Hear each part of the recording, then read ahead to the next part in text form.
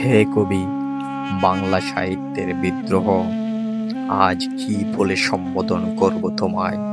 কি নামে ডাকবো?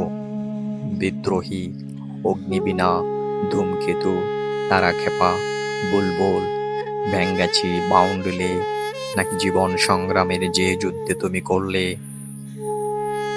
যে দুঃখ তুমি সইলে, তারও রেশ ধরে দুঃখ মিয়া। কজনেই বা তোমার প্রতিভার মূল্য দিতে জানে?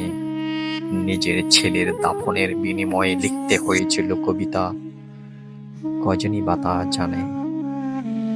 তোমার মতো কে বলেছিল এত ধর্মের কথা? কে লিখেছিল অগ্নিঝরা বাণী, গান, গল্প, কবিতা? কে করেছিল এত তীব্র শব্দের অন্যায়ের প্রতিবাদ? কে বলেছিল উহারা প্রচার করুক হিংসা, বিদ্বেষ আর নিন্দাবাদ?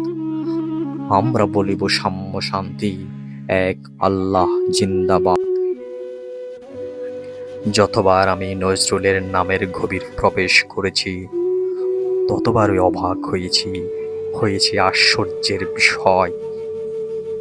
একটা মানুষ এত জ্ঞানী কি করে হতে পারে, যার সারা জীবন কেটেছিল ছন্নছাড়া বাউন্ডুলে, জীবনের নির্মম নিষ্ঠুরতম বাস্তবতায়।